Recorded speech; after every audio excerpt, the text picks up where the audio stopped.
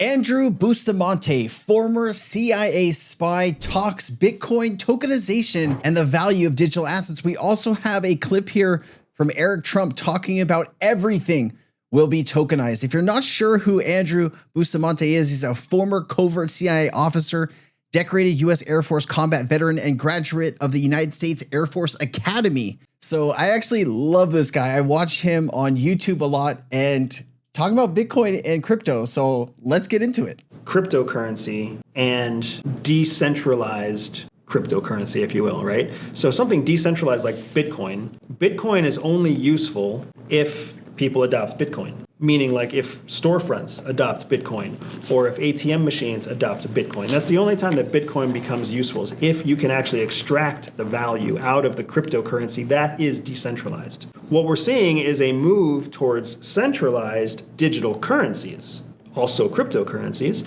but centralized. The digital dollar, digital crypto, digital currencies that are already alive and well in China and across Europe, right? A centralized currency is the only currency that any government ever is going to actually adopt and reward, because governments need to make money off of their centralization of that currency. They need to control how much is coming in, how much is going out, the value of that digital currency, and they need to make, like, you know, 0.5%, 0.02% off of every transaction, because that just creates free money for the government. Also, interesting point that I just popped into my head. You know how much abuse happens with the US dollar and illegal print shops, right? There's a whole Secret Service division that is dedicated to going after people in foreign countries having printers and printing old hundreds and counterfeit, right? If they have a CBDC, how are you going to counterfeit that? That is also something I'd imagine that governments are looking at combating, so they are the ones only that can mint or burn and redeem these central bank digital currency issued assets. Something that's totally decentralized completely works against all of the incentives for government. So the government would, if not fully block a digital, uncontrolled, uncentralized cryptocurrency, they would for sure never incentivize their populations to use that currency. And I understand all the people whose panties are in an uproar right now about Bitcoin, but they know it too. They've been investing in Bitcoin since, what, the early 2000s, and you still can't really use your Bitcoin anywhere. There's a handful of ATMs in any given city that will give you cash for your Bitcoin. All you can really do with Bitcoin is buy it and sell it. And you can only sell it for what people are willing to pay for it, which drastically varies in price. Even though it's strong right now, like November of last year, it was half of what it's valued at right now. So that's the challenge with cryptocurrency. Will it destroy the US dollar? I think digital currency is the wave of the future, especially if you tie digital currency to the blockchain and make it fully auditable. But will Bitcoin kill the US dollar? The US dollar is always going to be more valuable than Bitcoin because it's so much more useful. And I already know what people are bitching about right now. Well, how can you say the US dollar is more valuable than Bitcoin? Because the US dollar has the staying power of multiple governments to back it. Bitcoin could literally end tomorrow. Wow, there's so many things here that just music to my ears. You'd imagine that if Bitcoin's true use case, right, was the future of the financial system, why is no government outside of, you know, maybe a handful of small countries that kind of do illegal stuff adopting it, right? El Salvador, you start to be like, oh, you're partnered with El Salvador, Michael Saylor, Jack Mallers. Ooh, okay. I just can't see it, right? You could go spend your Bitcoin at Steak and Shake or whatever it is, right? You can wait 5 minutes for the transaction to go through. Maybe your food will be ready by the time they say, oh yeah, you finally paid. But this is not the future. You cannot have 1 billion people using Bitcoin. The network will collapse in on itself. Transactions could take 100 years. Now, you could use the Lightning Network on Bitcoin, but who really is adopting that at scale? I don't know anybody. Now, there could be institutions that obviously I'm not looking at or paying attention to, but when you're talking about a cryptocurrency that is accepted globally for not just a store of value that has true purpose through tokenization of financial products, or a company like Ripple, who is the biggest blockchain infrastructure on the planet, now we're talking, right? That's a use case that governments can get behind. That is a interoperable ledger that value can move seamlessly across the world on for little to no cost, right? You got private ledgers. You can do whatever you want. That is the future, in my opinion. And I think Mr. Bustamante here can see it as well. We have no control over it. If everybody just decides they don't like Bitcoin anymore, tomorrow the value becomes zero.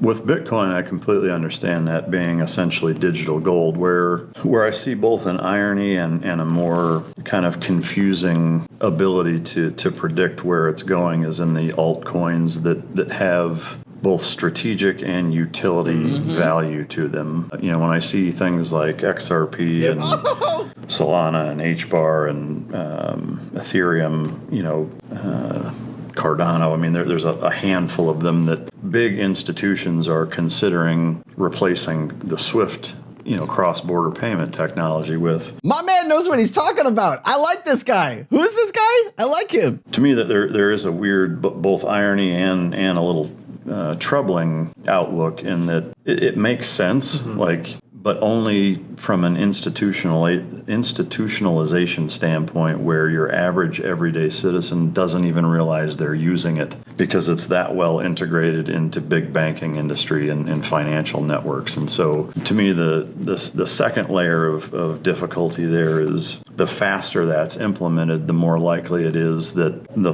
top 4 or 5 big banks in this country collapse because of that decentralization aspect and an inability to make money and control that aspect. Where the irony comes in, to me, this is the whole point of crypto initially, was the decentralization aspect of it and cutting out the middleman, and, you know, me being able to pay you that fast, you know, from phone to phone without including JP Morgan Chase in that transaction.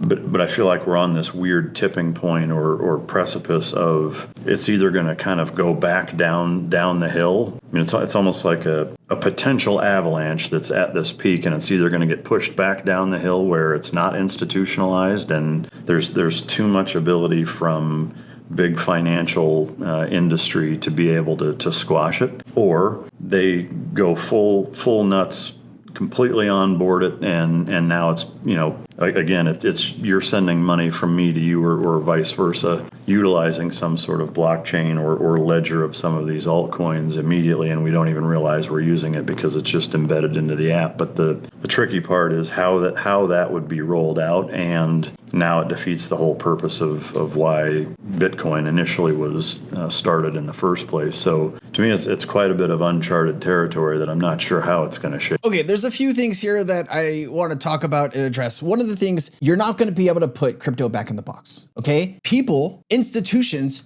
have seen how much money they can save by using stablecoins or bridge assets or the tokenization of value. Like, this is the future.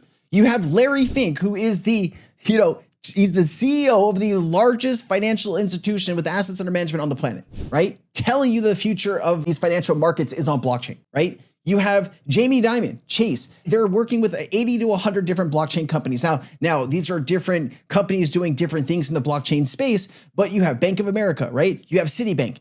You have every large financial institution understanding how important these digital assets are. They were trying to put it in the box, yes, because they make tens of billions, hundreds of billions of dollars per year off allowing other banks to use their rails to move money. Of course, they don't want that to end. But they understand that people are going to push back regardless. And if they don't offer these services, other banks will, and they will go extinct. I don't think JP Morgan or Bank of America or Citibank, they're going anywhere anytime soon.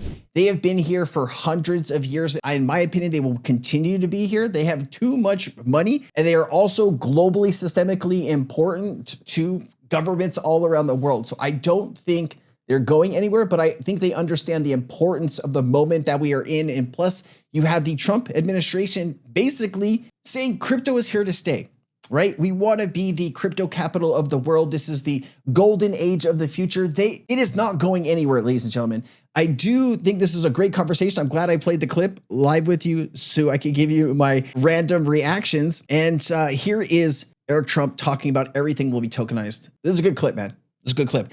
I was thinking when I was watching this, like, maybe the leather chairs were not the exact right choice for the interviews, because every time you move, you can hear it picked up on the mic. My brain was just fixated on that. I was trying to pay attention, but I was also like, all right. Yeah. Well, Eric, you said you were on the first yard line when it comes to Bitcoin and crypto and this entire space. How do you see it, for instance, like reshaping real estate? Do you see the tokenization of everything, or what do you see the next 5 years? Tokenization of everything in time. I mean, it might not all happen in the next 5 years, but listen, we're seeing a Trump Tower, right? Very famous building. Probably everybody on earth has heard of Trump Tower. Heard of it, yeah. In some way, shape, or form. You know, why is it if I want to put financing on this building? Why is it if I want to go take a loan? You know, I probably had the ability to go to 7 different banks that had the capability of doing a project like this. Why can't I go out to tens of millions of people around the world who adore Trump, adore our name, and offer it to them and say, listen, you know, we're going to put $500 million of financing on Trump Tower. Who wants a part of it?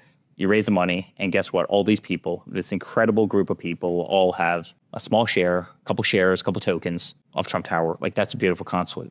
Taylor Swift puts out a new album. You know, why can't she go and why can't she sell that album and otherwise tokenize it, monetize that album, and have people bet on the success of their fan, of whoever they love, whoever they aspire to be? You're going to have tokenized movies. You're going to have tokenized artists. You're going to have tokenized real estate. You're going to have tokenized commodities. You know, there's virtually nothing. You're going to have tokenized art. And guess what? You want to only. Well, you have a lot of this stuff already, but great points. Great points. The greatest painting ever. Guess what? You can't afford the $200 million price tag, but you can own 1/10,000th of that painting or 1/100,000th of that painting, and you can. You can get the accretion of the value if it goes up, and maybe if it goes down, I think everything should be tokenized. You're seeing companies tokenized, you're seeing stocks tokenized.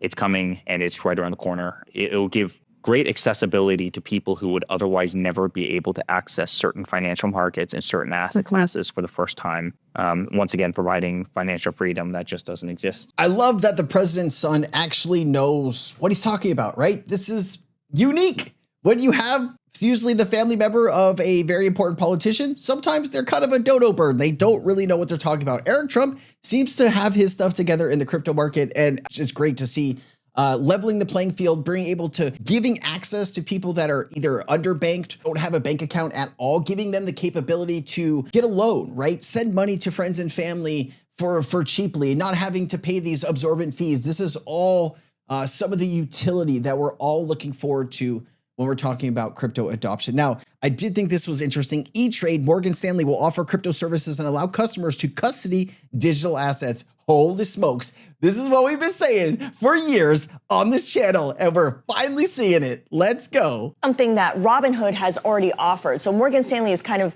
not late to the party, but at least getting on board now. Yeah, I think it's a sign of a more favorable regulatory environment for the banks. It might be one of the first big announcements where you see bank partnering with one of these crypto trading firms to offer access to customers.